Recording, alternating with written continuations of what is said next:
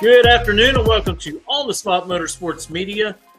Tonight we have Tony Gonyon joining us from HP Tuners, and of course he's also a part of Tuners Inc. there in Orange Park, Florida, where he tunes cars. And I tell you, I've trusted him enough through all the years to tune every vehicle that I've had. You can't ask for a better guy to actually explain what is going on as your car is on the rollers. But we're also going to dive in a little bit into some of the products that HP Tuners has and possibly some of the new tools that will be coming up in the future. And of course, the history of Tony traveling all over the place, not just here in the U.S., but he's been overseas, just all over the place, tuning vehicles. But before we get into that, we're going to take a little commercial break. And we'll be right back after these messages. Reliability to drive thousands of miles. Confidence for those who fly high. Redline oil products give you the power to crush the competition. And a track record of being the best. Redline oil products. You push it to the limit. We'll protect it. Ready to take your engine to the next level? Scorpion Racing Products delivers precision-engineered, high-performance rocker arms that dominate the track. 100% CNC machined in the USA with aerospace-grade aluminum for unmatched strength and durability. Our rocker arms handle extreme conditions with multiple ratios available to fit your needs. Backed by our exclusive lifetime warranty. When performance matters, choose Scorpion Racing Products. Proven, reliable, unstoppable.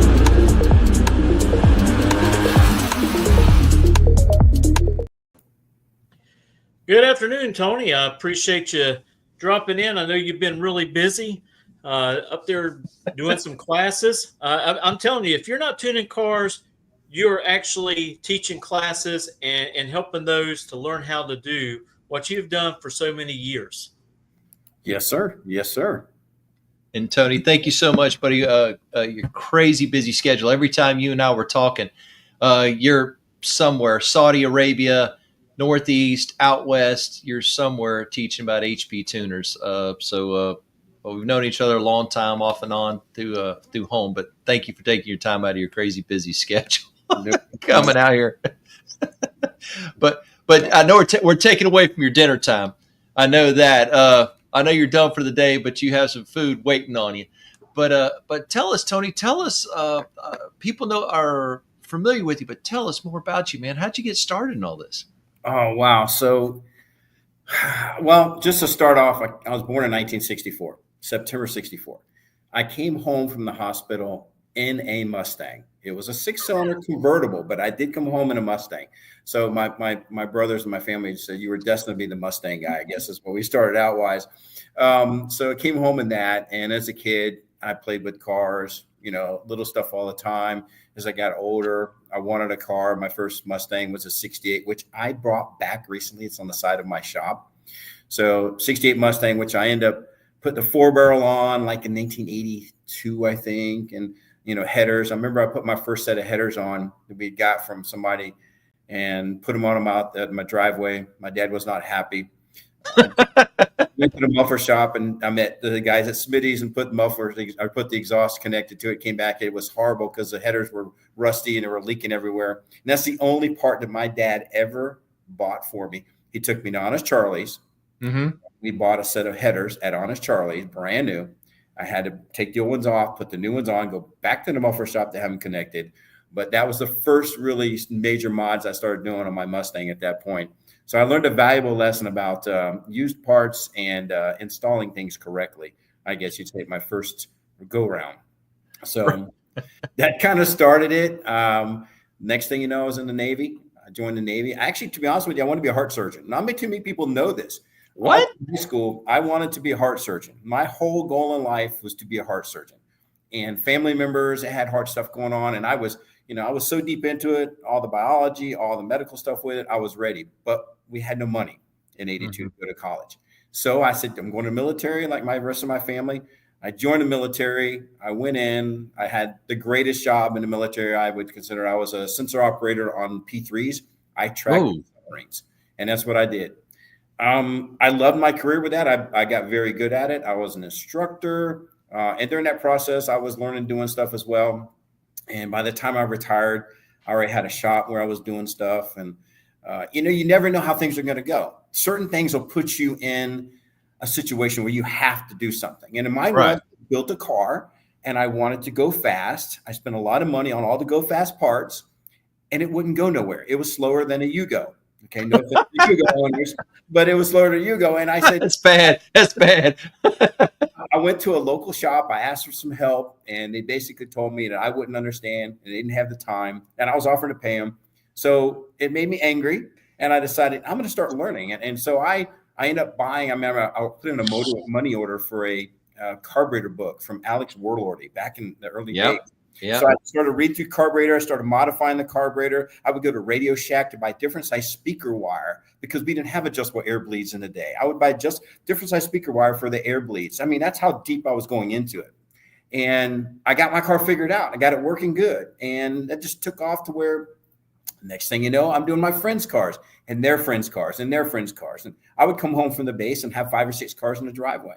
And I would go to Jack's Raceways and race. That's where I originally met you at. Yeah, absolutely. So out there, and we have a whole group of that, and that's where I won my first Wally. I won my first Wally at Jack's Raceways in a heads-up event.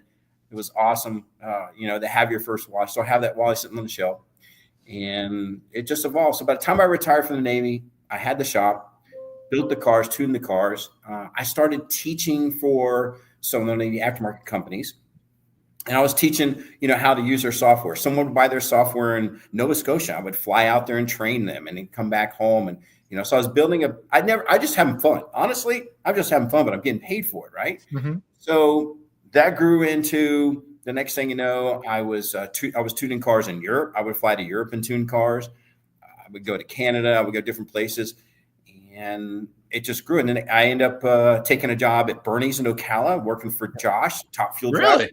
Yeah, I worked for Josh for 3 years, set up all this dyno stuff. They're family to me, okay, right off the bat. So they're family to me. And at the end of my tour with him, I came back at my shop, and I was still running my shop at the same time, which was crazy, and teaching at the base, teaching for the tuning school, working for Josh. So I'm used to working all the time. So yeah, evidently. I went strictly tuning the cars instead of working on them anymore, and it evolved to where we were comfortable. We're doing good. The kids are all gone and go to college. Me and Sherry just tuning the cars. I'm having fun with it and hitting all the events. We would travel to the events in our RV and support our racers. And I got a phone call from HP Tuners and said, "Hey, Tony, how's your neck?" Because I had surgery at the time. I said, "I'm doing good. I'm healing up." And they said, "Hey, we'd like to offer you a position in the company." And I was like, "You got the right number?" I mean, I was like, "Really?"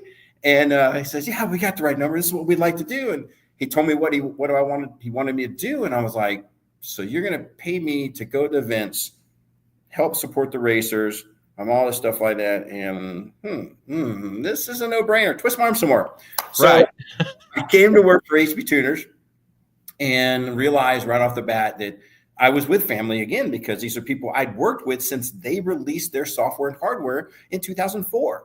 So I've been using their stuff since day one. So I remember walking in the building and I went, wow, I own part of this building, because I've spent a lot of money with that company, close to probably $400,000 at that point with that company. So wow, you tune a lot of cars, you make a lot of money. Tuning the cars also takes money for licenses, which is how it worked out.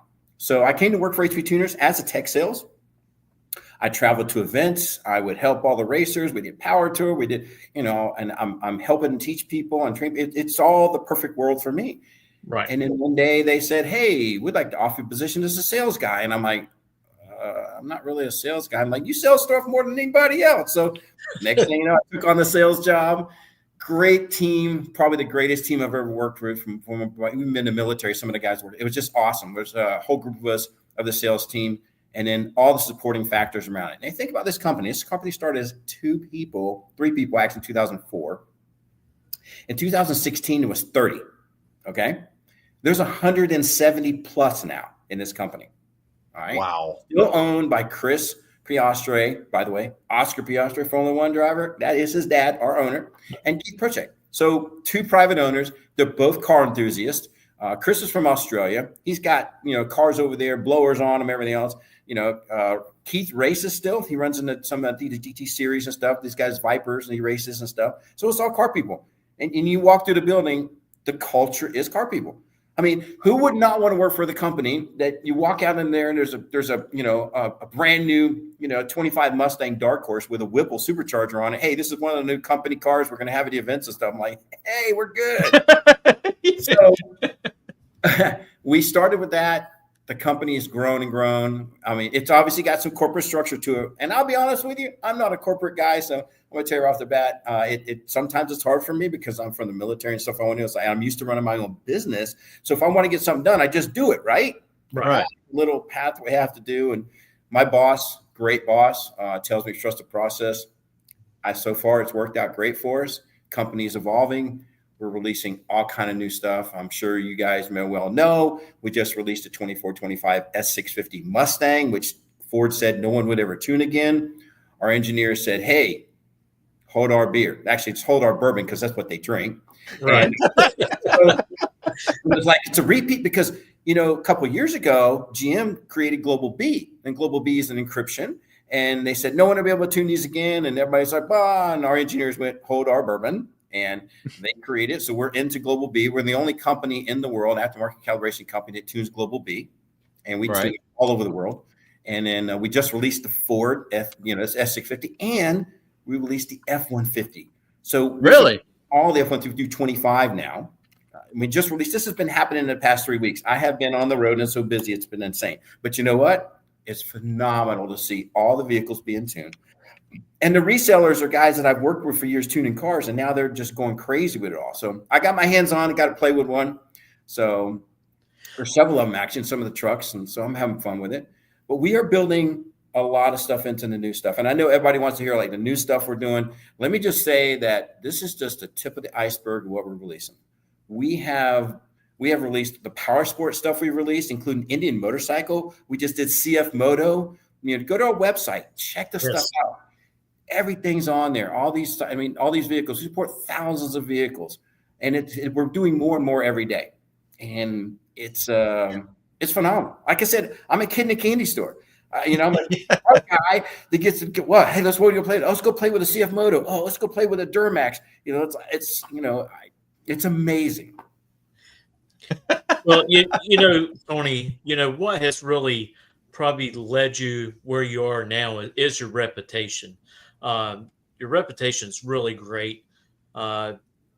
Everybody who has dealt with you in the past, having their cars there, I mean, you take them up underneath your wing and you explain to them what's going on actually to their car as you're sitting there with that laptop on the steering wheel, with it on the rotors, and that kind of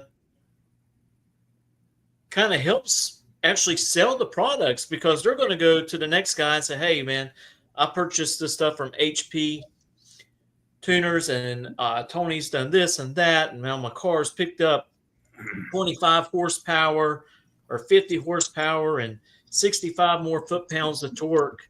And the next thing you know, you got 2 or 3 other people lining up right out your door and say, hey, I want to buy that same exact stuff, and I want you to do the same thing to my car. Absolutely. And it's a little tough. I'm getting to be a grumpy old man. I'm 61 this year, so now it's and it's the same thing. I remember as a kid, going, and I give you the example. When I went to Smitty's muffler shop, they had the mufflers welded on the car, the exhaust, and I knew nothing about cars. And the guy was like, do you have this? Do you have this? I'm like, no. Did you do this? No. And then as I get in the tuning world, the same thing. Customer come in, say, hey, my buddy helped me build this car. And I'm like, okay, hold on. We need to talk about something first. Did you do this? There's a checklist.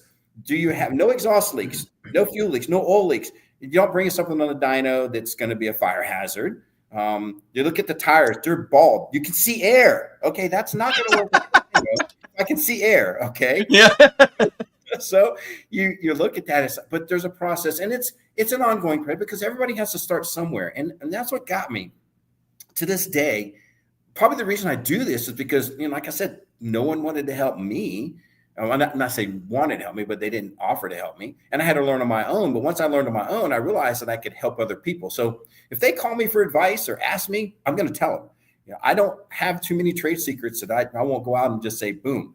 So, but making sure your car is correct, check with your dyno tuner, check with the person who's tuning your car and make sure that all the things they want done are correct, whether it needs an oxygen sensor bung for a wideband.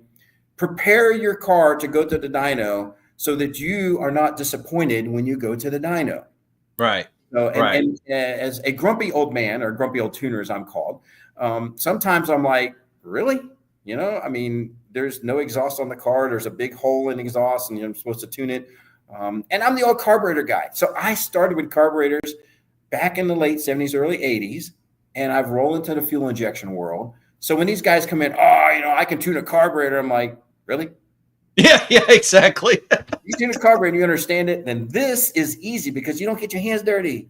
I can do all this without getting my hands dirty. But I still tune a lot of carbureted cars. Probably I'm the only one around the area that does them anymore. I understand them. I was even offered a job many years ago at PRI. Love PRI, by the way. I was offered a job at one of the carburetor manufacturers because I was explaining to an individual who asked me while I was standing there about the carburetor. It was a cutaway. I explained all the circuits and how everything worked and how you modify and do all this. I remember the guy leaning over the counter and goes, "Hey, do you need a job?" I was like hold that thought. But here I am now with the largest calibration company in the world, with the coolest company in the world, doing some really cool stuff. And it is absolutely exciting to be on board with this. We released all the new stuff. Mopar, Ford, GM, Toyota. We've, Power Sports, Can-Am with BRP stuff. You got Polaris.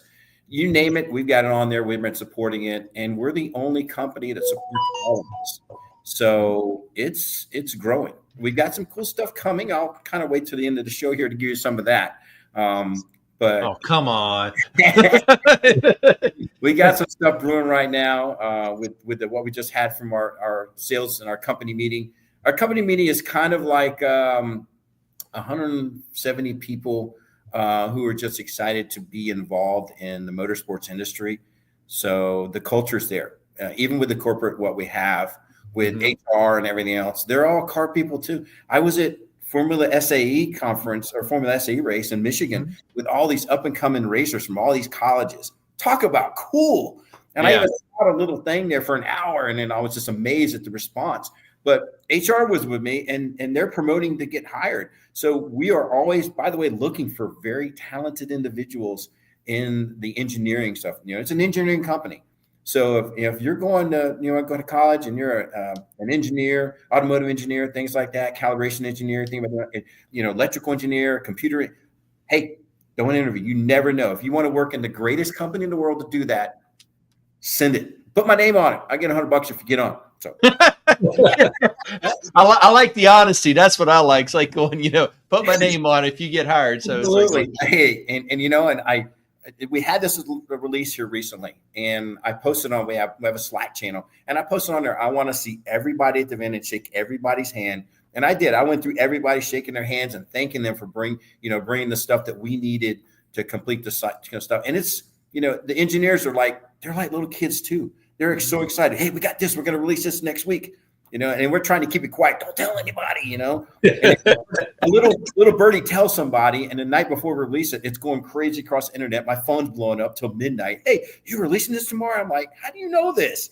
I'm like, it's like, go. No, I'm not saying nothing. So and you're like, and you're literally on this side of the phone going, oh yeah, I know. And you can't tell anybody anything. You didn't tell me you were releasing this, and I needed this. And I'm like, I couldn't tell you because if you told you, then you're going to tell him, and then everybody. I can't do that, I mean, the Navy entrusted me with secrets that I'll go to my grave with. Right. So as a submarine hunter, there are things there I did, and things in the world. But this. I ain't telling you, it's nothing you don't need to know yet. So you didn't have the need to know yet. So my father-in-law retired, and when we're face to face, I'll share with you some stuff that he did.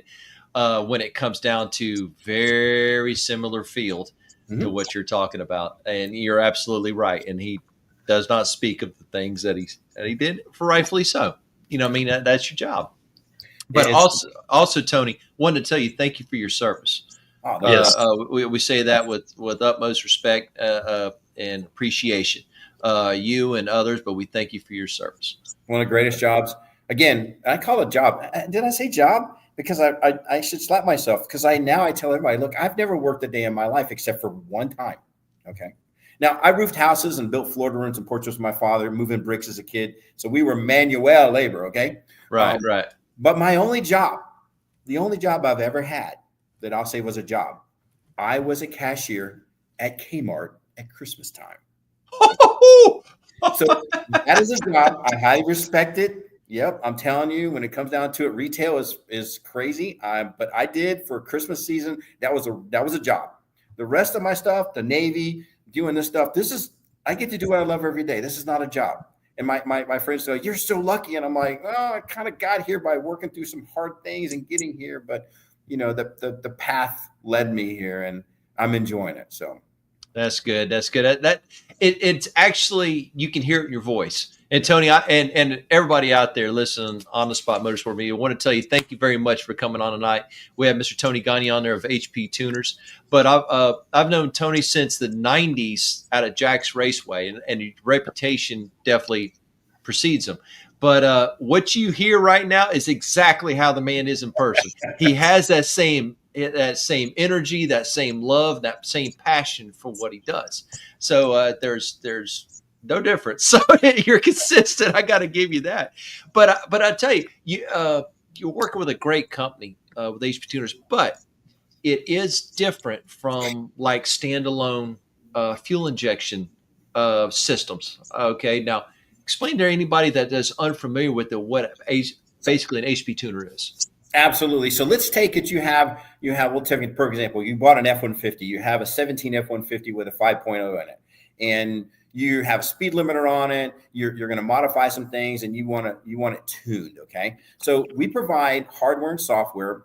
Our flagship is our MPVI 3, and that device allows you to, it's $399 retail. You plug it in. You can take your laptop. Software is free to download. You can all go on the website, download the software. I suggest you do it. There's examples and stuff to look at. You plug in the vehicle. You read the vehicle. So you now have the file from the vehicle. Now let's talk about the file. So we have engineers that take and reverse engineer what comes in the vehicle. So we get all the controls. And I'll give you an example. I call it fast. This is how I teach it as well, so everybody knows. And most people hear me say this a lot anyway. But I call it fast with 2 T's. All right. So the first one is fuel. Fuel is the most important part when you're tuning a vehicle. So I'm going to approach it on fuel, make sure my injectors are right, everything else at that point. Then I look at airflow, the mass airflow, what I've got for headers and things like that. Then I look at spark, my spark controls. I'm going to add spark, take away spark. What am I doing on that as well? And then you go into the T's. Well, you can do your T's either way. Hey, transmission and or torque management, I say. So you got both of them, FASTT. That is how you tune a vehicle. If you follow that process, FASTT, you will tune it right. It's the same way you tuned a carbureted car, same way you did ignition timing, except your hands don't get dirty. So you approach with fast. And doing the OEM cars like a Ford, a Camaro, Mustangs, you name it, Challengers, Chargers, it's a wide open world of tuning. As long as you understand the basics of an internal combustion engine and what you need to do, whether you want to add spark or take fuel away, whether else, you just have to learn to use the software to do it. There's plenty of schools out there. I'll mention several names of them here. The Tuning School, Elite Academy, HP Academy, all these different schools that do a lot of great work supporting the tuning world. I train people around the world. I don't do any internal of the company, I should say in the state stuff. I have all our schools do that. But I was in the Middle East in January. I had 100 students from Syria, from Iraq, it was everywhere in the Middle East. It's phenomenal. And they're all car people. They're so excited about it, and they're absorbing everything. And I'm going back again. So, but the OEM tuning is quite a bit different than the standalone. So, but you mentioned standalone. So let me just bring something up here. We have a standalone we released this past year. It's called Core. It's designed to be between like a Holley Dominator and a Motec. It's a little more established. It's phenomenal. What we can do with that as we grow into it is just unlimited. built-in traction control. The wideband controls on it and is faster and much nicer than almost every manufacturer out there now. So Really? we're setting up for multiple injectors, transmission control, working with other transmission companies and working with guys putting in the CAN bus stuff. So they have 6-speed, 8 and 10-speed controls. Right now it's LS based. We're working into finished LS. We'll do the Dodge, we'll do the Coyotes, Godzillas, everything. So core is a huge deal. I mentioned core because that's a gas vehicle deal, but just so you know, we actually have core EV. So really, you want to you take your 65 Mustang and you want to put a little, legacy, little electric motor in it. You can control it with our core EV. You control your throttle, you control your regen. So all of that, it's huge market for that as well. So we're covering multiple bases. Like I said, our engineers are working overtime for some really cool stuff. The core gas stuff is phenomenal. It's coming along great. We've got testers out there doing stuff with it now. We're improving every day. So with any product, and you guys know how this works, just like in your podcast here, you improve every time you do something, right? Right. Our crew we try. We do the same thing. I mean, we're human, but we're improving upon our product every single day. The crew on that is phenomenal. They're working on it. They're dedicated people on this. And they're going to shops, they're testing with it, they're adding stuff and moving stuff and modifying. And the owner said, you know what? You guys fix it. This is what my vision is. You take it and run with it. It's not being micromanaged. It's to make it happen. So they're kind of like a clean slate of paper. And let me tell you, some of the stuff is phenomenal. You can download the beta software from the website. I tell you to go do it. You can download the beta software, start playing with it, looking at it, and see just how advanced this stuff is. So I'm super happy about going from the OEM into the standalone market as well. Right. But hey, the OEM is where I've been doing my life for a long time as well as standalone. So I have a good heart here for all this OEM guys that want calibrations for their vehicles, and we supply it. And that's over international, worldwide. Okay. So you're right. Now your standalone systems that you were explaining, the operation system, is it easy to use? Is a lot of it self-explanatory, or is it recommended that you go through a schooling first when you buy one of your standalone systems? So you're not going to just walk off the street and grab even our stuff and start tuning on a car unless you know. But I want to tell you something about core. So core is kind of what we did is they designed it to simulate, or I should say emulate, our actual software, which is VCM Suite. Okay. So VCM Suite encompasses your editor and your scanner. So if you take both of those together and put them into a software where it's a standalone, you got core. And that's what we've done. Everything is very touchy-feely, like you were using VCM Editor, which is our VCM Suite. And we're improving more and more of that as well. So if you have been tuning an OEM and you want to get into standalone, this core gets to the point where you want to try something, buy it. Our stuff's made in the U.S. Our harnesses are made in the U.S. They're triple checked. Stuff is really starting to roll off with it now. And I expect our sales on core to start really increasing to, in the fourth quarter as well as the first of 26, because we're improving some pretty cool stuff right now. You're gonna see more and more of this popping up out there. Well, I wanted to talk a little bit with you as far as tuning cars that use nitrous, because of course, you've always told me that you want to make sure that you got enough of fuel there. You never want to have the opportunity of leaning out, because if you lean out, it's not going to be a real good day for your rods and pistons inside that block. So if someone wants to, buy a nitrous kit and put it on their car, the first thing they should do is contact someone who can tune, and make sure that the air fuel ratio is right. If not, it's going to be catastrophic for you. You're going to tear up the track. You're going to oil it down. You're going to make a lot of people mad. Yeah. It's the same way. It's the same way as an old carburetor where we're putting a nitrous plate underneath it. We started out years ago with nitrous plates, and we started out with fogger systems, and we have 2 plates and 2 foggers, and 4 stages of nitrous. We I've done all that stuff and experiment, and the same exact thing, making the fuels correct and making sure the spark's correct. Obviously, there's some added tools there, which, just so you know, we have a future product coming out that some of these tools will come in. Okay. So like if you want to watch your EGTs, if you're tuning a nitrous car, your EGTs are very important too. Most people don't realize that. on a nitrous car that EGTs are extremely important. And I'll explain just as a base idea for everybody.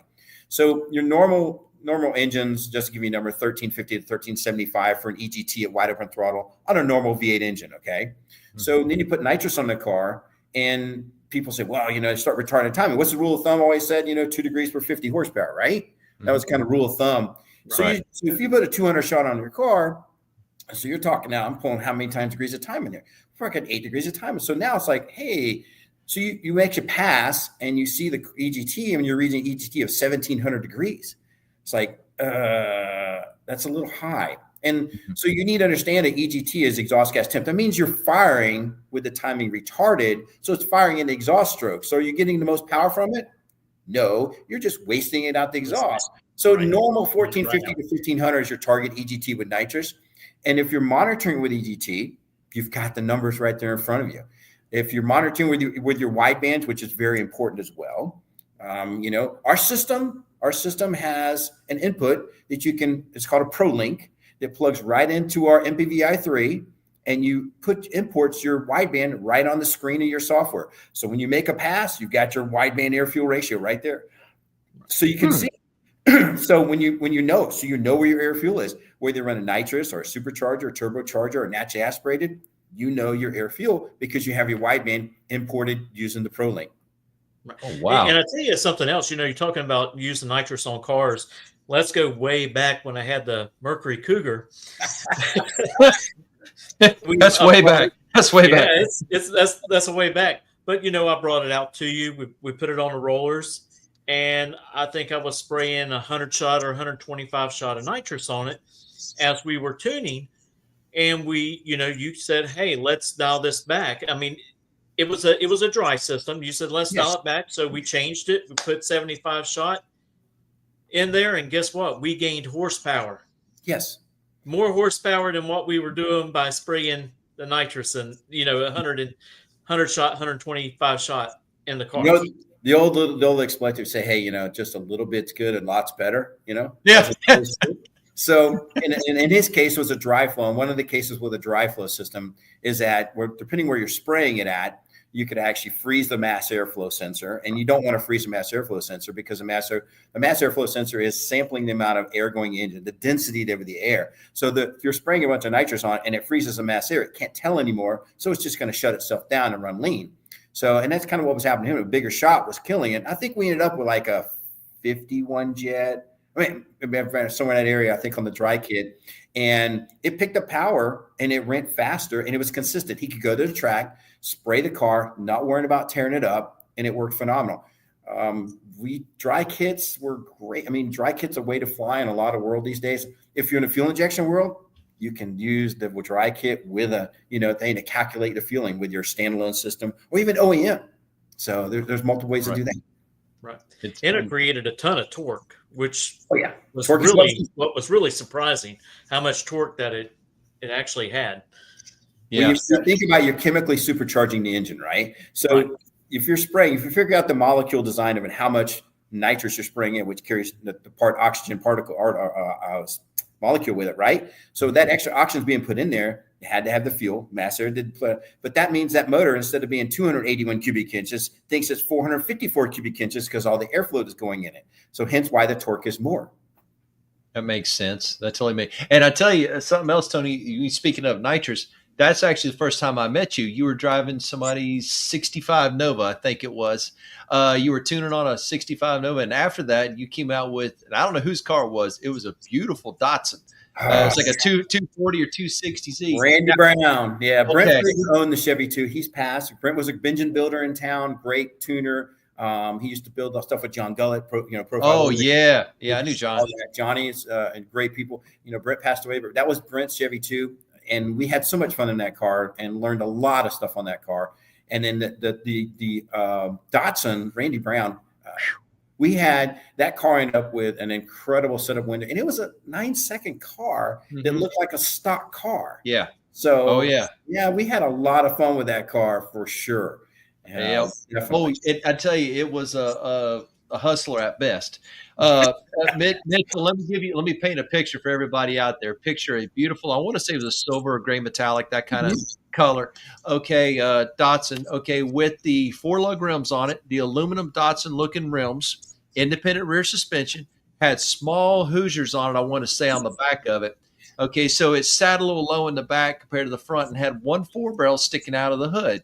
And I was always told it was an old NASCAR Cleveland small block. I don't know exactly what it was, but it had a big old nitrous kit on it. And you'd come up there and purge it. And it's like going, okay. This is more than a little bit. And you always ran with clocks off that I remember. Yes. But I worked the ticket booth and the tower. So I knew. And, but I'm like going, and I tell you what, that thing would get it. Now, I don't know what combination you had in as far as engine and all that stuff, but you're absolutely right. It was a beautiful car. Now, except the sound, it sounded so good. You couldn't exactly hide that. But what was the combo? It didn't have a NASCAR engine in it. Started out as a 302 is what it started out life as. When they first put the swap motor in it, ended up with a little stroked Windsor in it. And it had a C4 transmission behind it. And it worked that car worked very well. I don't remember the last combination. I don't know if it was a 377 or not. Brent and them worked on it with a whole different setup, and he made a new set of headers for it. And but that was a very, very, very fast car. Yes, it was. He was a great machinist too. Yes, I miss Brent. He was a good friend of mine, and our area definitely benefit from having him near. Originally came from Denver, Colorado. So, really? I didn't know that. In Denver, and he came to Florida in the late 80s, and that's where it took off from there. Yep. He actually done a 3-angle valve job on my heads, and I later sold the car, and the guy who bought it took it to the house. He pulled the valve covers off because he wanted to see. Look, he calls me up. He says, "Man, them are the most cleanest machine heads I've ever seen in my life." I said, "Well, the guy who machined them was really, really good." Yeah. Says, and those heads were not cheap to have redone. No, but that was the North Florida. Great group of people in North Florida racing. I've been racing there for years, and now traveling around the country, I have families all around the country I race with. Coyote stock guys. And think about this: you take a stock 302 5-liter Coyote motor that's sealed from the factory, then put it in a little Mustang coupe or even a T-Bird and run 960s, 970s, a sealed motor that's theoretically making 480 horsepower. And 970s, 980s, stick shift cars. It's phenomenal. The people involved in that it's insane. Technology involved in that. So it's great to be a part of those classes and people around the country. They're great friends. Just had a big race up in Canada here 2 weeks ago. I wish I could have been there. So, but it's evolved from the little town of the racing into even bigger stuff now. So I have families all around the country. I can't keep up with them all. I have 5,000 friends on Facebook. I'm full. I have to figure out who I go, so it's tough. It's like, man, but my phone rings. I answer it. I talk to people. Yeah, that's true. That's true. Because like I said, when I've reached out to you, you're like going, "Hey, long time no speak. I am such and such, somewhere. And, like we talked about, it's like going, hey, we get work schedules, you know what I mean? And you had a moment and here you are tonight. But I tell you, you've I remember you tuned in one of the first Cobra Jets, one of the first 2016, 2017 Cobra Jets down here in the Southeast, and ended up setting several records with it. Wow. Yeah. But, I forgot about, it's Rick Hernandez's car. Is that who it was? Yeah, Rick Hernandez and out of Central Florida. So I did some stuff with him. I got to run the car and drive the car, and I broke the Liberty. Yeah. Oh, you did? Yeah. I don't know if I broke it or whatever, but I launched it. Yeah. Got the best 60 ever. The car was in the air, grabbed second gear, grabbed third gear, and it just dropped on the thing. And it would move, but when I revved it up, it felt like the clutch was slipping. So we went through like 2 or 3 passes, and I had to tell you a story. So imagine, just grasp this for a second. We're the test and tune, and Roy Hill is there testing, okay? And the guys from the original Cobra Jet guys, I was talking about this the other day, and I forgot their names. Oh my gosh, Frizzell. No, they're Cobra Jets out of New Jersey. Oh my gosh, so I have to look that up and bring this up here. Yeah, look it up real quick. Okay. So Daddy Warbucks. Never mind. No, he's there, and Roy Hill's there. They're signing off my license. Okay, I'm getting Roy Hill, this guy to sign off my license. Right. And Roy Hill comes over to me and he goes, "What happened on that pass?" I said, "It was in third gear. It just didn't go." And he goes, "You sure it was in third gear?" I said, "Yes, sir, I'm sure." He goes, "I believe you, Tony. If you know Roy Hill, he's like, I believe you, Tony." And I'm like, he's trying to say, so I got there, I was putting it to his paces, and I was like, man. But before that, we said like a Renault 906 with the car. That was phenomenal. Some of the stuff. And, that was a follow-on to the 2005, 2006 Ford GT world. We got involved in Joe's GT, the twin turbo Ford GT with stage 6. And I did the tuning on that car. We ended up making 1,453 horsepower in that car. Jeez. Okay? And that car was a mass airflow stock OEM computer with returnless fuel system.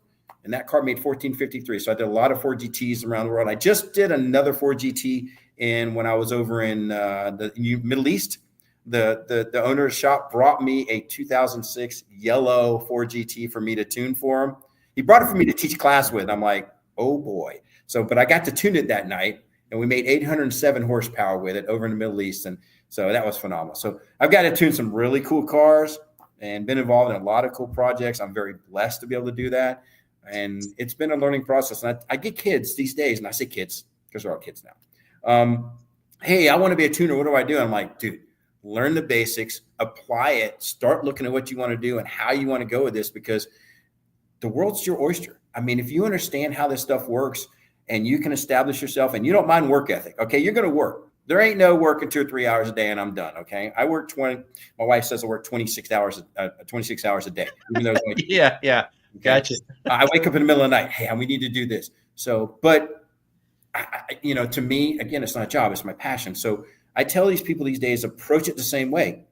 Learn the internal combustion engine, or these the world EV now. Learn that and start applying it, and go from there. It's amazing what you can do, and you get the satisfaction of saying, "Hey, I made this car go faster," or B, I made it go slower, but I got to learn how to make it go faster. Right? It's like chassis. When you're doing chassis stuff, you got to understand the chassis. You got to understand instant center. You got all this stuff. The same way with a car or with an engine and transmission, you got to do the same thing. So once you understand that, it's just find the button to make it happen. I like you make it sound so simple. You just find the button. It really is. I will tell you a very important part here. You're always one keystroke away from disaster. Remember that. Right. Remember that. You're always one key. So you have to pay attention to what you're doing. There ain't this goofing off stuff. You have to be focused on what you're doing and understand it. And if you don't know, ask. Right. If you don't know, ask. And I know a lot of guys give people hard on forums about, he asked me this question. There's no stupid questions. The person's asking the question because they want to know the answer.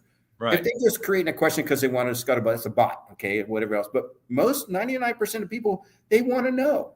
And yeah, they could go read and find something, but they want to ask someone who's got some experience to shorten the time. Because we are, what kind of people now? We want something immediate, right? Instant, right. Instant gratification people. So, I understand reaching out for that. And there's no stupid questions. So I will try to answer as much as I can. And I tell people, take the patience to do it. That's good. That's Watson Racing? What's that? Was it Watson Racing? No. Watson Racing is up north. They built some awesome stuff. Yeah. We've been talking with some of them. Yeah, in Central Florida. And he does a lot of stuff with JMS Motorsports and stuff. Rick's great people. And that's the same car, by the way, Jay Marr. You guys know Jay from used to be at Real Street? He owns RS. Yeah. So Jay actually he drove that car at Cape Canaveral and did 207 miles. I was going to say, was he the one that drove it? I thought it was the other fellow out of Stark that drove it. No, he drag raced it. That's Chuck. Right. That's Chuck. Yeah. Chuck drove the car. I got to jump in the seat one time, broke the transmission. Yeah, you mentioned that. But yeah, so Jay drove it there, 207 miles an hour. So that car set records on ET for drag racing, and also did a record in the mile of 200 something mile an hour. So yeah, that's pretty cool. And they're great people. And Jay I just saw Jay was at Bonneville doing some soft flat testing. Yeah. So, and that's another person that's worked their butt off to get where he's at. So, kudos to that team. Absolutely. Now, we have the Mod Nationals that's coming up at South Georgia Motorsports Park. Are you going to be there on site? And Let's see. Ford, Mon Nationals, Mustangs. Yeah, I'm going to be there.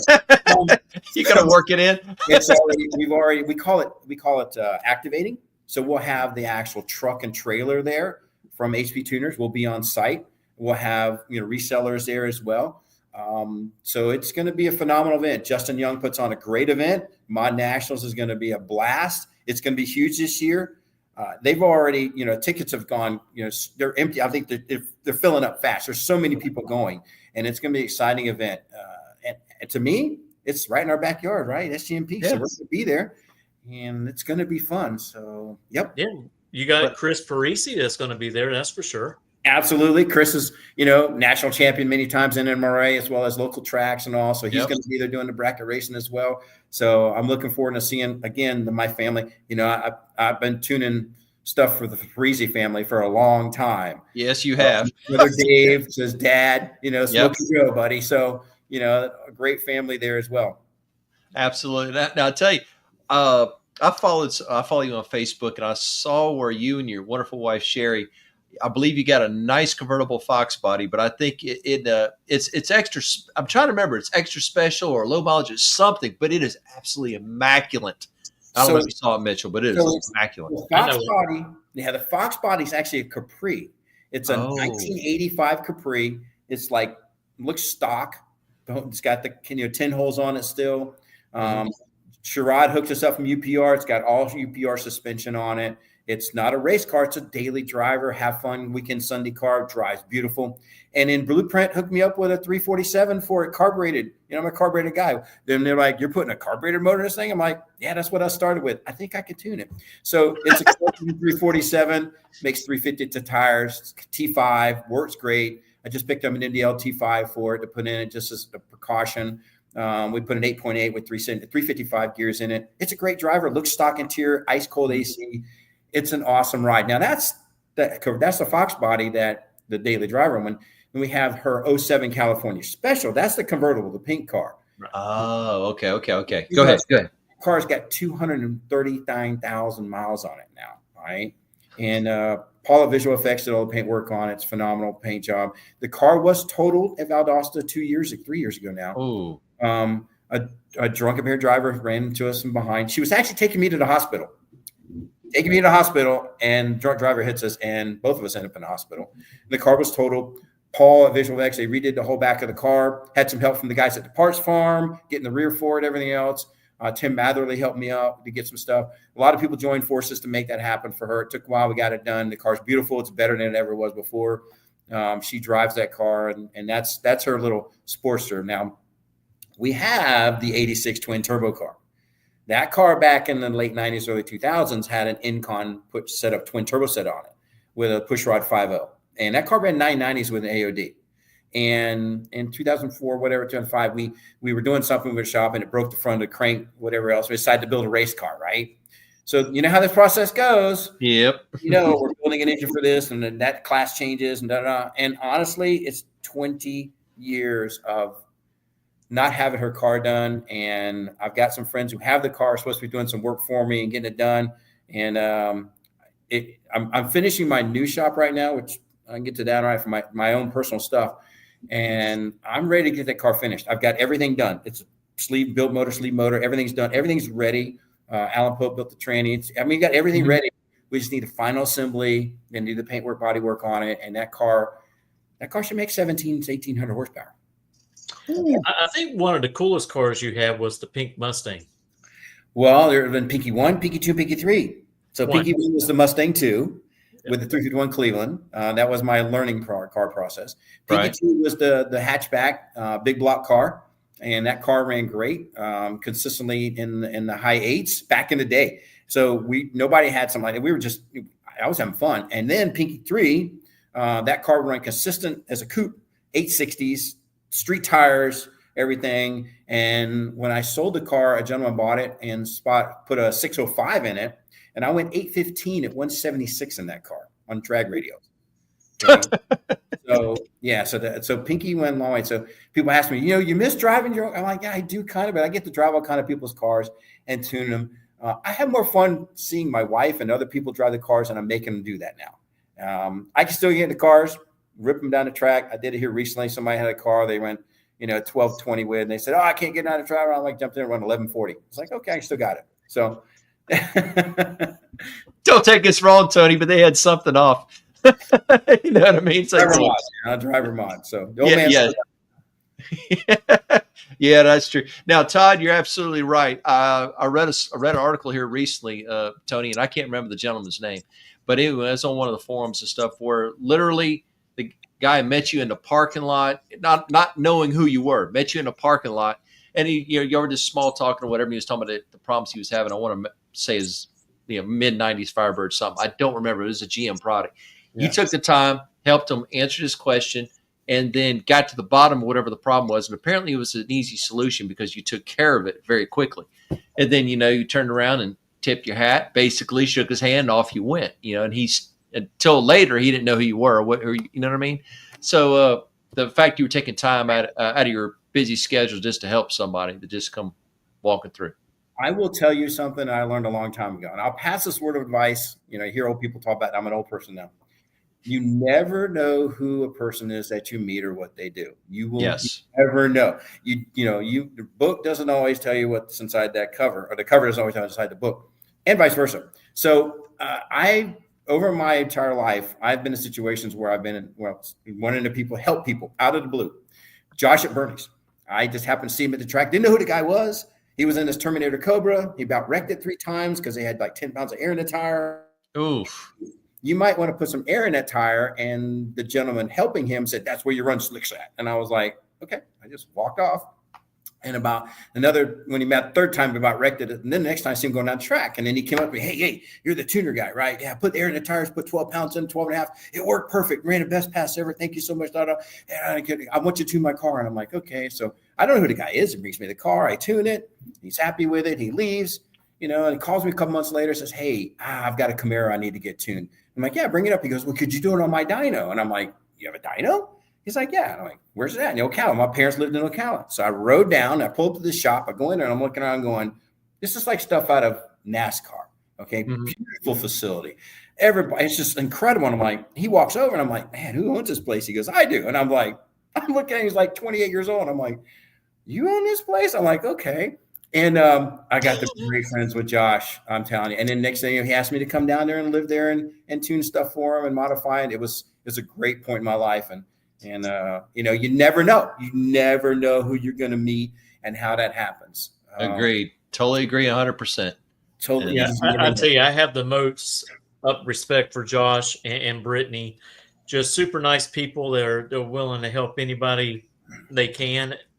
And I tell you, Josh, he watches the motorsports page all the time. Mm-hmm. All the time I see him liking stuff and commenting on stuff.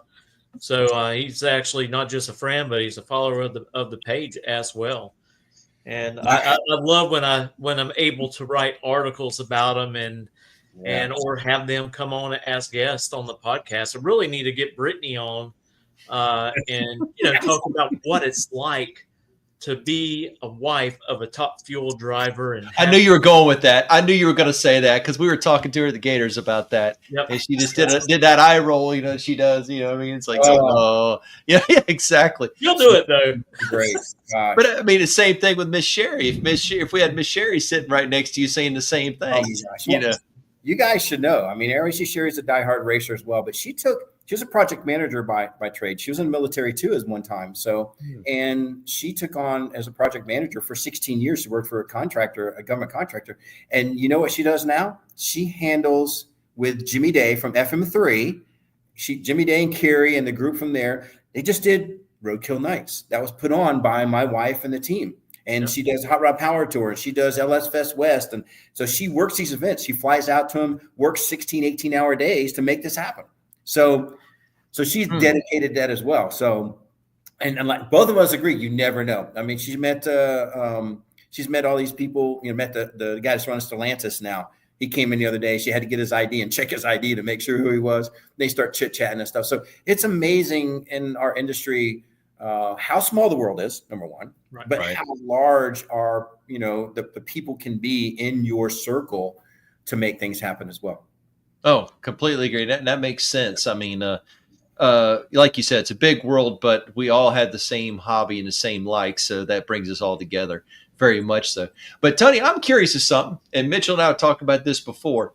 And I ask a lot of people this: if you had the opportunity to drive, race, or whatever, any car ever, any idea what would it be? And it don't have to be a Ford; it could be anything. So honestly, I mean, drag racing wise, pro stock. I love anything. A pro stock Ford. I mean, Bob Glidden was my hero. Mm-hmm. Right. So pro stock, definitely would want to do something like that. That's why I love the Coyote stock cars. You know. Right. You know, we have a go-kart track K1 here, right, that we race at, and we did that yesterday to accompany him. I don't race them anymore because I have this plate in the back of my neck, and I'm worried that may get damaged, so I don't do that anymore. But I love kart racing. I would love, you know, something that I did not know. I did not know you like kart racing. I love it, and you know, we used to have so much fun doing that, and we were like. Too much fun, actually. Too much fun. So, okay, I know what that means. there's no. It's like we're gonna win no matter what, you know. So, energy out the window. But I love that. But pro stock on the drag racing would be something for me. I often entertain just going to get my license to do that stuff, just to do it one time, just to have fun, and because I enjoy driving manual transmissions as well. And I actually went to school. You know, I go to school just like everybody else. I've gone to classes all over the world. And I went to a class at Holly. Tom Keiss taught the class. Yep, I know Tom. Guys telling us how stuff work and absorbing stuff from them, and you know, it's just amazing. But I would think the top pro stock to me is definitely cool. A lot of people, that's boring. I'm like, no, just inside the car, driving the car, Eric Enders, all these, they have my utmost respect. And I've seen Tony Stewart's talk about running a pro stock car. Yes. I'm like, go Tony, yay! So. Yes. So, and then again, you know, just at Hot Rod Power Tour, Clay Milliken, we were chatting, you know, me and Clay were talking about stuff, and he's like, dude, he goes, I pinch myself every day. I get to drive one of these things. He goes, I don't drive it. I just hang the hell on, you know? And that's about right. Exactly. So, you know, so it's to have these different people to talk to, and, you know, and I seen a note about Billy Glidden the other day, you know, and racing again. So it's, I guess pro stock would be it for me, but I love the normal, I mean, I took my Focus RS and ran it down the track, you know, because I wanted to do it. I've done cone events with that and stuff like that. As a car enthusiast, I don't think I would turn down anything and driving anything. So okay. That's all Richard for you. yeah, you know, just sign the check. You can have something tomorrow. You know how that goes. You know, okay. Other than drag racing, and you mentioned pro stock. If there's anything that you could own, what would it be? You as unique or exotic or not? So me and my wife were within 48 hours in 2007, I think it was, within about 48 hours of purchasing a tungsten Ford GT. A what? And a tungsten Ford, the color, tungsten Ford GT. Okay. I wanted that car bad. We didn't even have a garage at the house, okay? But I wanted that car. And we had everything set up to buy this car. And at the last minute, we decided not to. So in hindsight, it was a good decision because the money we invested, and that's allowed us to retire here in the future. Good. But, oh man, you know, I've driven and tuned so many Ford GTs around the world. I was in Marseille, France, tuning Ford GT. Okay. I mean, I love them. They fit me. I love them to death. I would drive one and you know, now you can't pick one for $500,000. And so really? if I had, I won't call what I call the money, but if I had spare money like that, I'd have a Ford GT. I'd have to have two because Sherry would want one too. Yeah. But she'd have to have. But that to me was the ultimate car for me to learn on and drive and test. And there's a video of me going around completely circle on a drag strip without hitting the walls. There's a video out there that is huge, and it had like 6 million views. Okay, this is before all the YouTube stuff nowadays. Yeah. And but that's what I'd probably have these days. I remember that.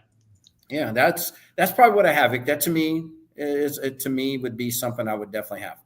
Jeez. Yeah, and of course that same car that you were talking about, Muscle Mustangs and Fast Forwards had a whole article in there about that GT. That Ford GT, yeah, and it was awesome. Joe Sermon owned it. It was a great car. Stage 6, we built the car. We learned a lot on it. We had fun with it. we were the first ones to build that car and do it. And you know what? We did it. True story. Sunday, we were at Applebee's and they were writing down what we would need to build a twin turbo 4 GT. This is on Sunday. Stage 6, ordered the parts, did all the fabrication. Saturday night, that following Saturday night, we cranked that car up with a twin turbo setup. Gee whiz. Talking about working, burning the midnight oil. Fabricating and everything. And part of it is because this goes back to talking about the tuning and how we did not know what we couldn't do. Right. Okay. So because it's wide open, it just feels like we'll give it a shot. What's the worst can happen? We didn't complete it, but we did not know what we couldn't do. And we were the first ones to do it. Matter of fact, there was a company that actually reached out and called us a high school assembly team or something, like high school automotive shop putting something together, which we laughed at. And then all of a sudden we were driving this car and making 1,000 horsepower within a day or two. So yeah. So again, not having those limitations. And I tell people that don't worry about limitations. Think about what you can do effectively to approach a tuning the same way. Right. Makes sense. Robert, that GT was drove to Gainesville Raceway and drove home. Oh, yeah. Oh, I believe it. I totally believe it. I do. Air conditioned on and all that kind of good stuff. If you're going to have one, that's how you have it, But I tell you, what is the most difficult, or is there such a thing? What is the most difficult OEM to tune? Well, I will tell you from my standpoint, not necessarily the most difficult, but the finesse would be an EcoBoost. Okay. Really? EcoBoost, however you want to say it, people correct me all the time, but an EcoBoost is a phenomenal setup. And I'll explain why, because it's controlled. The turbo makes boost all the time. So it's one of the advantages of an EcoBoost. That's why you rent I have a 2.7 liter Bronco as a rental truck out here, and I'll just leave it at that at the moment. So, but that thing works good. Okay. So, and I have a Focus RS with a single turbo. So, and I had an ST originally, a Focus ST. So I learned on F-150 EcoBoost in 11-12, and I started doing more and more. And I learned that is probably seemed like the most complicated because there's a lot you have to understand. You have to understand, there's wastegate deals, there's calibrations on torque management, things that you have to tell it what you want it to do, but you also remember that you have to take the clips out to make it effectively do what you want it to do. So that's probably the hardest vehicle to tune if someone's just starting out. But that would probably be the hardest one off the bat. So for an OEM style. I tell you, you're talking about that. Nikki came to me the other day and she says, Mitchell, down there at Sullivan Cadillac, they got a Ford Taurus show. And I think we want like $18,000 for it. He's like, I really like the car. And I was thinking, go down there, get Tony to tune it a little bit and take it to the Mod Nationals. Oh, Tony, I had to back him off the cliff, dude. Oh, he had part numbers for parts and pieces, and he had you ready for on speed dial. And I'm like going, dude, you taking the family going where? I said, she's not going to be driving that car. Why'd you do this? You know what she said? She says, if we buy that car, you're not taking it to the track. I said, well, I'll be paying the bill. Oh, here we go. You know what that evolved into, right? Do you guys know where the SHO evolved into what we have today? No. Right. Your Explorer ST. Yeah, your Explorer ST is a phenomenal vehicle. There's several, we have 10-second Explorers, okay? Your common Explorer with a tune is making, massive amount of power. You're talking 460 horsepower at the tires in an all-wheel drive vehicle that works great. And there's some guys making more and more now, but that is where the SHOs went. Now you have Explorer STs, you have your Edge, but that's an all-wheel drive vehicle that the capability is incredible.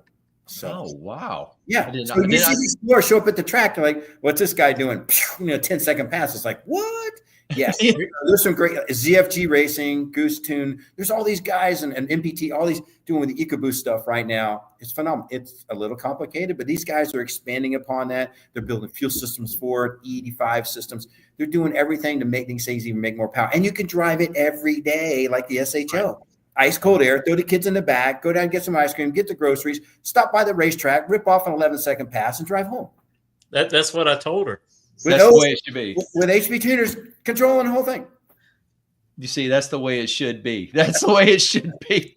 Well, tell us what's on the horizon for HP Okay, so we got some cool stuff that you could share. I will share some of the stuff with you. Okay. So we've got obviously our flagships MPVI 3, and then we have our RTD 4s, which are out right now. In the next month or so, we're going to release the MPVI 4. Now, the MPVI 4 is a little different than our MPVI 3. It's slightly larger, and the reason is it's actually a mini computer. It is actually has a Linux processor inside of it. So now that gives us a lot of capability and a lot of growth with that little device. Okay. Right. A lot of stuff. You get what I'm getting at now. So a lot of stuff can happen with this MPVI 4. We're going to release that next month or so. We're going to announce stuff coming up for SEMA as well with some more stuff. We've got some pretty cool projects to allow a display. We've got a scanner app that works on your phone. We have the TDN app, which I didn't mention that works with the RTD. We have a phone that you can control, change your tunes from your phone app. That's your tune delivery network. Really? Thousands of people use it every day now to control their tunes. And it's simple to work with. Uploads the tunes, download the tunes. Your data logs go to your tuner, or you can data log for yourself as well. Standalone data logging. Remember the days you have to keep a laptop in the car to data log the car? We don't have to do that. Our device does standalone data log in the vehicle. As many times as you want to record on, it'll still come back, plug in your laptop, download it, and you got your data logs right there to look at. So that's a couple little things coming out. We're expanding into some other markets and stuff. So prepare for some of that. And I will tell you that right now with the EV stuff and everything else, our EV core, getting ready to advance on that. So our whole team is excited about some of the projects we're working on and upgrading some things.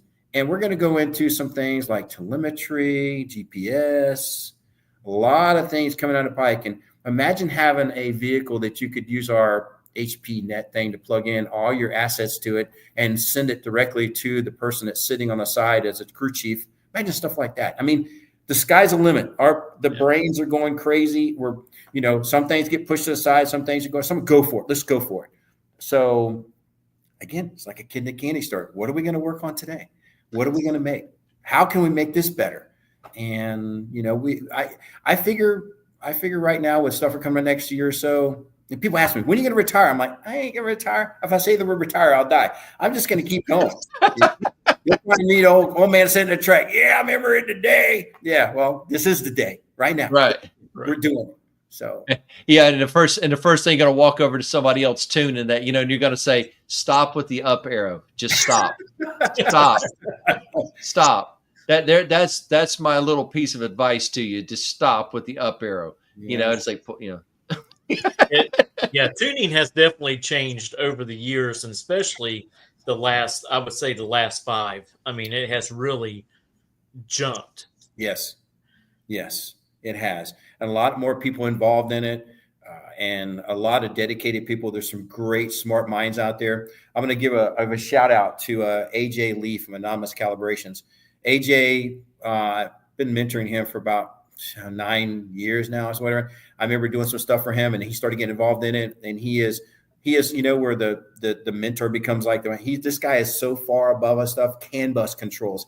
He has made the controls to put 10 speeds and 8 speeds and 6 speeds in all these different vehicles and trucks, all CAN bus stuff. He is a leading example of what we can do in this world when we want to put our mind to it. So, AJ Lee from Anonymous Calibrations, he just happens to be the one that's actually handling all the stuff at the shop at Tuners Inc. now on the dyno, and he's taken over that side. When I'm not there, they were working tuning cars all day. He's a GM tuner. Will's been doing some F-150 stuff there, Will Carlson. So it's a great, great team. I'm just amazed at what they're doing and how far they're going with it. And I feel privileged to be a part of it to kind of get them going on that track. So,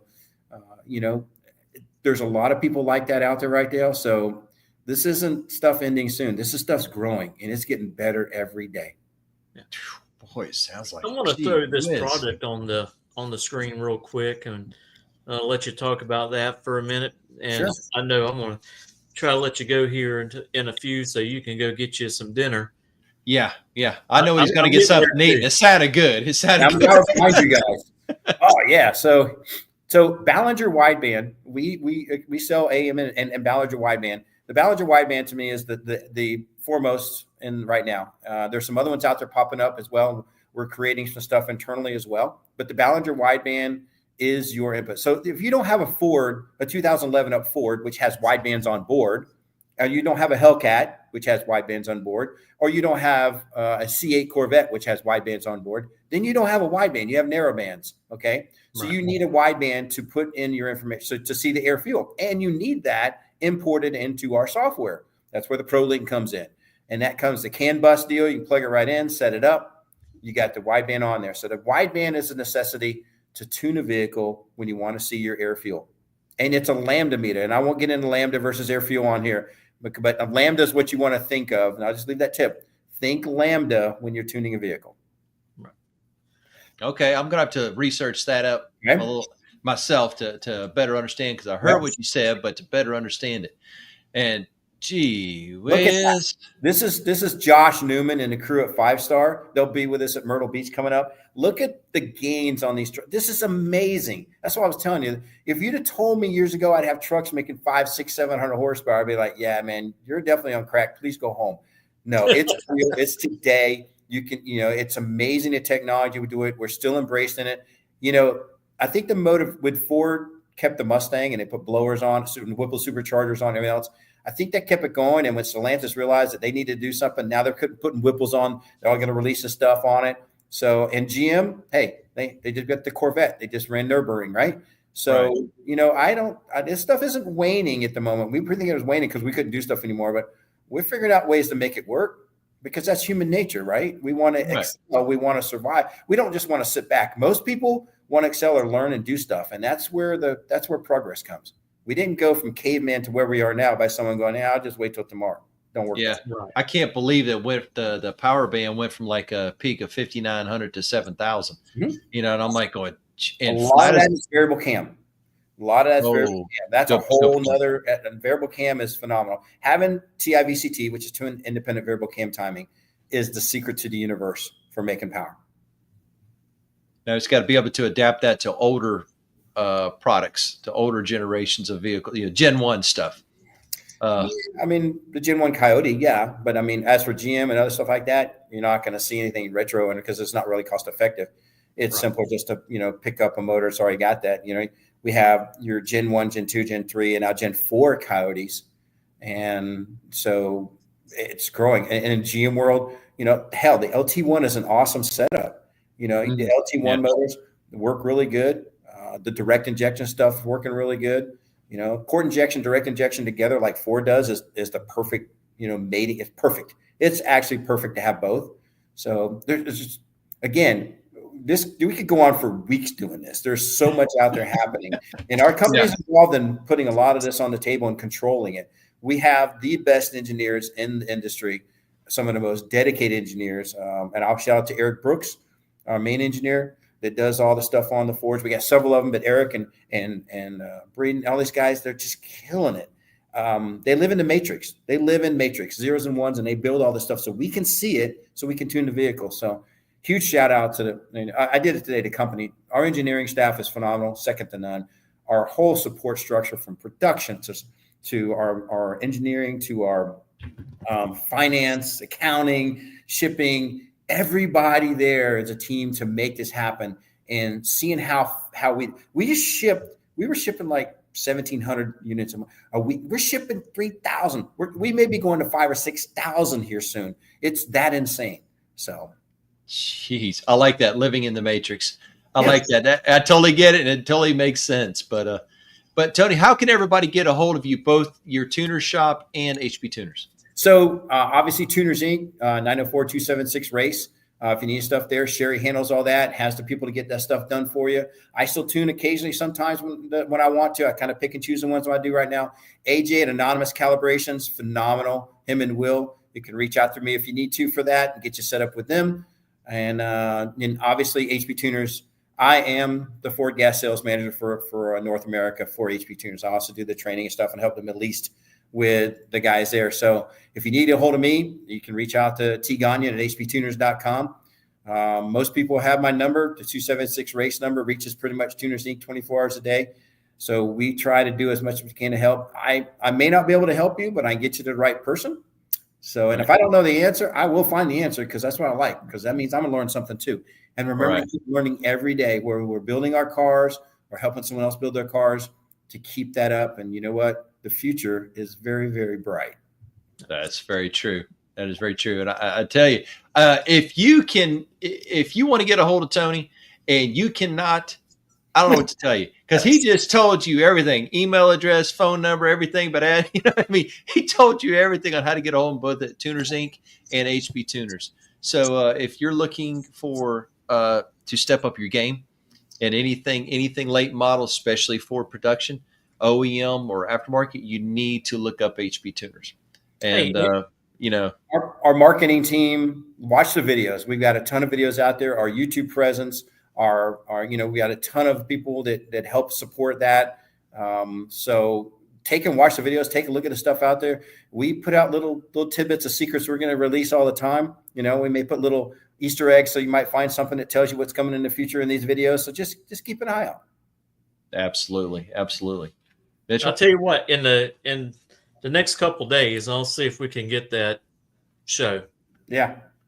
I mean, at one time I was fixing them. I mean, I was really close to buying one at one time, and we decided to, go a different route. Right. And Nikki, she's always liked those cars. I mean, yeah. She loves the performance of them, and she's not even really a car enthusiast, but she loved how the inside was and how the power picked up. Mm-hmm. And like you were saying, the gains that they have made with those EcoBoost vehicles is totally unreal. Yep. I think they have a Ford Taurus that's running 1090s. No, I mean, they broke 11 sockets.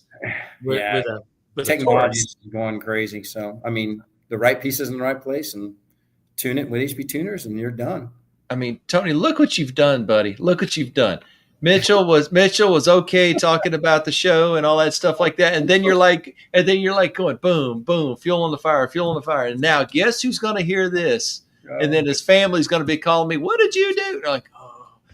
Hey, it's a nice car. What can I say? It's a nice car. It's a 15 with only 45,000 miles on it. Oh, so you need the 3-bar map sensor. Oh, shut up right now. You see? That's what we're getting at right there. They're nice cars and very capable as well. So definitely come in the future, I'm sure. But I tell you, Tony, for Mitchell and I and everybody here at On the Spots Motorsports Media, I want to tell you thank you very much for taking time out of your crazy busy schedule up there in Chicago with corporate and handling stuff, and you've put off your dinner to come talk to us. Hey, that's all right. I enjoy it. Again, I get to do what I love every day, right? So why not share it with everybody? Absolutely. We feel the same way about it. We get to enjoy it, and we get to talk to great people like you. Well, thank you, guys. Again, thank you very much, Tony. We wish you you and your family nothing but the best. Hey, and if you see your phone ring in the next couple of days and it's got my number on it, you know what happened. Mitchell, text him first. With a picture so he knows. All right, my friends. Thank you guys so much for having me on. Thank you, Tony. No problem. Take care, night, Tony. Buddy. Have safe travels coming back. Take care, guys. All right, take care. See ya. I'll tell you what a great show, and diving into tuning and you're finding out about some of the products that are going to be coming out in the future. That was really neat that he was able to share that with us. Yep.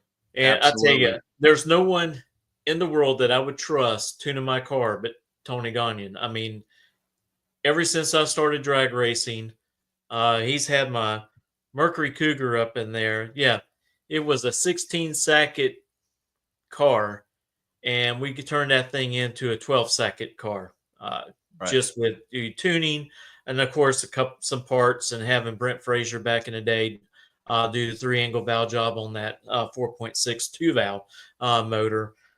He has tuned and the blue Mustang bottle before, and the blue bottle. Don't try to glaze over that. Okay. Yeah, you have nitrous. Well, those models in all of them.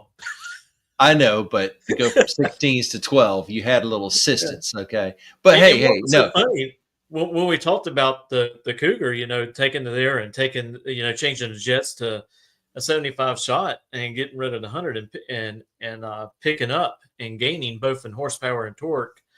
That that was the old Compy car dry system that came in the bag.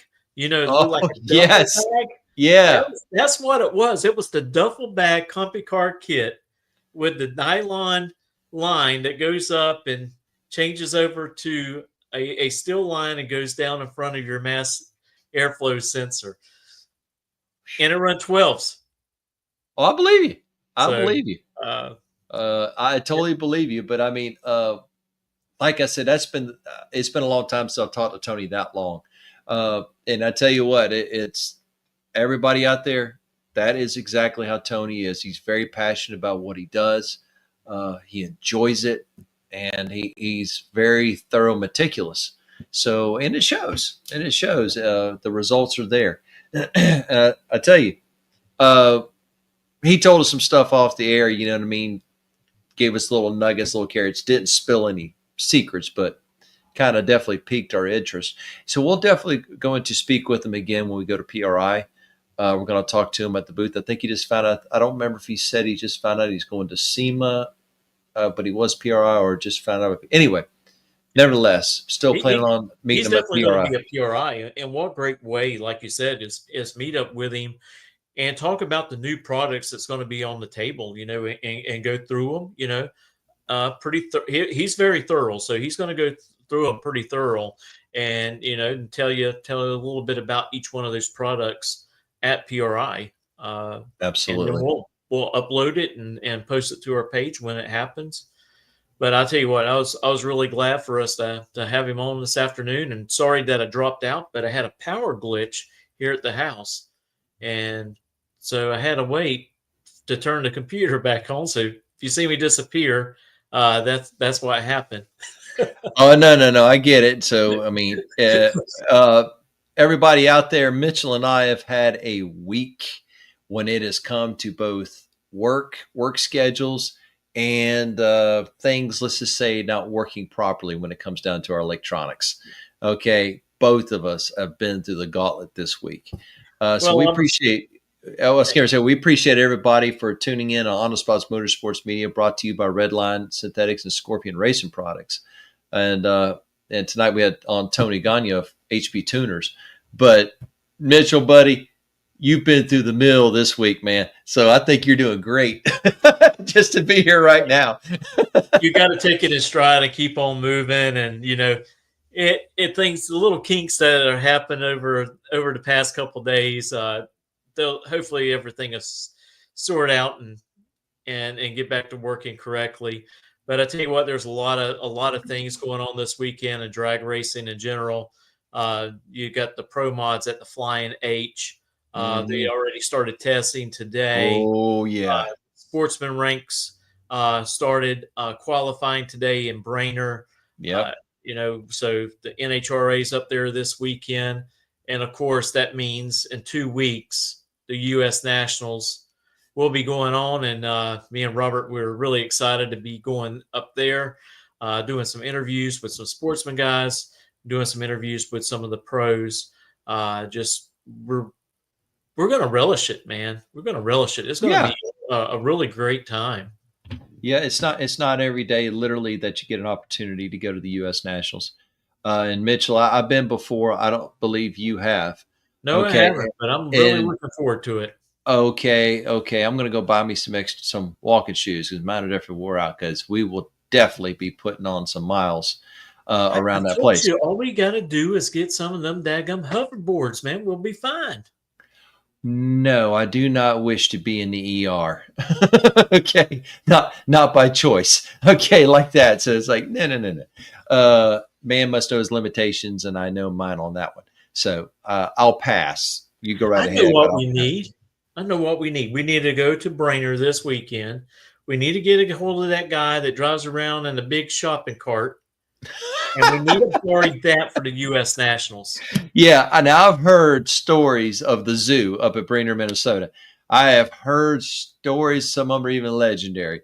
And yeah, it's including the guys driving around the couches, motorized couches and motorized recliners. Let's face it, I think we would have a lot of people wanting to do interviews. We go cruising around the pits with that, but it would cause more problems than solutions. But I like your thinking. I got to get pretty fun. Oh, it'd be a Can you lot of imagine fun. all the attention that we would get? That's what I mean. It would be a lot of fun. I'm not going to lie. It would be a lot of fun. We'll be But it like, hey, all can we put our logo on there and our sponsors logos as well, and drive around? right, and have the little bicycle flag hanging off the back of it, off the top of it. So I can see that. It's something we would need. Now, I'll tell you something to share with you. I just got back this past week. I've been in Bowling Green, Kentucky, visiting family, but also had the opportunity to attend the 10th annual Tri-Fi Nationals. And I tell you what, that is an amazing, amazing, amazing show. It was It's packed, man. I sent you some pictures. I got some others. But yes, over 3,000 cars in attendance, and they're all 55 through 57 Chevrolets only. Can't have no other manufacturer, can't have anything outside that window of years. And there was, as far as the eye could see, from the entrance clear wrapped around the track. So in between drag racing going on, car shows, I say cruises, but people are going in and out of the track. Bowling Green has such an absolutely beautiful setting. Brock Porter and his whole staff really busted it the whole week, and the weekend, I should say. And I got some good videos I'm going to work on coming out from junior stockers to Jeff Lutz, to wheel standers, to gassers, to just some, I tell you what, there was some street cars, pro street cars that just would win at any show, just absolutely beautiful, come up there full exhaust and run high tens, low tens, foot braking. And then I literally watched a guy make a pass and drive right around and go over to the car show and park it in the car show and close the door and walk away. Never open the hood, nothing. And I'm like, just, and like I said, that's the air, that's the cars my father's always had one way, shape, or form. So I have a strong affection for that series of those kind of cars. And plus, you bumped into Clay Milliken and Jeff Yep. Lutz up there having some fun and doing some videoing and working on their stuff for his podcast. I'll tell you what, Clay does a really great job. So if you ever have the opportunity, go watch his stuff. I mean, yes, it's very interesting. That's exactly what I was getting ready to say. You need to follow Clay Milliken and other podcasters out there. But Clay is a very real person, very sincere. And what you see, he's the same in person behind the camera as he is in front. And just downright good guy. Same thing with Jeff Lutz. Everybody there was very nice and just very friendly with everybody and just interacted with everybody. And I tell you, I got up close, and I don't know what he calls his 57, but I got a bad banana. I don't know what you want to call it, nuclear banana. I got up close and personal watching that thing, and videos do not give it justice. I got one I'm trying to find where he did the last test run on Thursday, and they turned the wick up. Clocks were off except one run. They shut it off like an eighth of a mile. Shoots out and still went a 690 at like 130 miles an hour. Something ridiculous. But one of the runs, they had the wick turned up, and I sent you a picture of the tracks there on the starting line, Mitchell. Okay. And he had to get out of it because the front end was not touching, and he was about 400 or 500 foot out, and it started drifting towards the wall. And I was down low, and I got a chance to see that car and just how wicked that sucker. It is so impressive. It is so impressive, and just the attention to detail and everything like that. So, yeah, that was pretty exciting. And next year, Lord willing, plan on going back and plan on being even better equipped to be able to share. But I'm gradually getting that stuff together, ladies and gentlemen, because I came drove right back 12 hours, got 3 or 4 hours sleep, and I got back up just like Mitchell, went right back to work. And so trying to work. It was rough that day, wasn't it? Yeah. It's still rough. It's still been a rough week. Man, has it been a rough week. But you better get rested up, Buttercup. Oh, it's not that. It's not that part of it. It's just, when you're out for a week, even though people are covering for you, all the work and stuff that's built up and questions only you can answer or only you're familiar with. It's just part of it. But if that's my biggest complaint in life, it's okay. I got the opportunity to go see my family, which means a whole lot to me. My family's getting more mature in years, shall we say. And so it that meant the most to me. And not only that, cherish all those moments. Absolutely. And got an opportunity to go to Blackbird Performance. So we got a chance to walk around to see Jeff Turk and his crew, and took some pictures, and we were talking about different ideas and different things, and they have a lot going on there, a lot more than the pictures that I shared on OTS. There's a lot more going on than just that, and really, really great stuff. So you got Blackbird Performance, and I took a little tour. Somebody was able to do a little tour of Holley. So I was able to go through their new administrative and R&D building. And that's exciting too. So hopefully we'll have some more information here forthcoming. Well, I'll tell you what, Robert, what a great show tonight. Really enjoyed having Tony on. I really appreciate you reaching out to him and getting that all set up. Like you said, he's a very busy man and hard to nail down. Trying for almost, honestly trying for about 7 or 8 months. We've been trying to bounce, actually since PRI last year. We've been trying to bounce back and forth, and we're working. We're all working, so we just work out a schedule. But it is appreciated him coming on and talking to us again. Definitely. Well, we got another guest that's coming Thursday night. I'll let Robert. No, you tell me.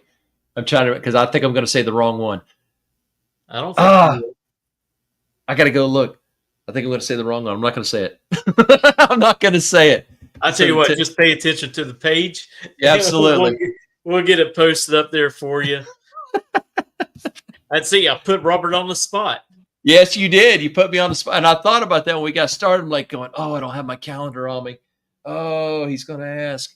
But it's all right. Well, listen, ladies and gentlemen, we want everybody, like I said, continue to if you don't follow us on Facebook, please continue reach out and follow us on Facebook. But also want you to reach out and subscribe to our YouTube page, On the Spot Motorsports Media, also the Instagram page. And I tell you, and if you like Spotify, this interview will be up there very shortly. Everyone, thank you again for watching, and we'll see you next Thursday night. And don't forget, the following week, we won't have a podcast, but all through the weekend, we will be bringing you content from the U.S. Nationals. See you then, ladies and gentlemen. Have a good night.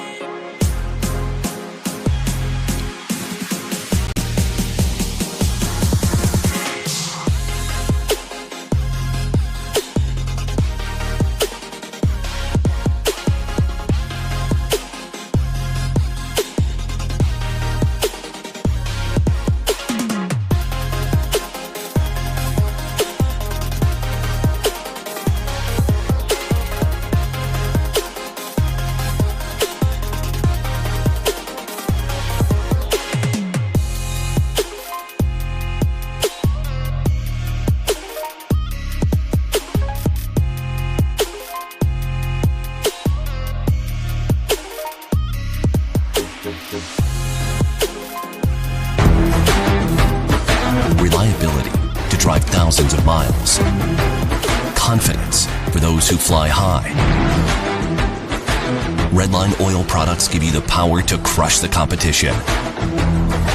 And a track record of being the best. Redline oil products. You push it to the limit, we'll protect it. Ready to take your engine to the next level? Scorpion Racing Products delivers precision-engineered, high-performance rocker arms that dominate the track. 100% CNC machined in the USA with aerospace-grade aluminum for unmatched strength and durability. Our rocker arms handle extreme conditions with multiple ratios available to fit your needs. Backed by our exclusive lifetime warranty. When performance matters, choose Scorpion Racing Products. Proven, reliable, unstoppable.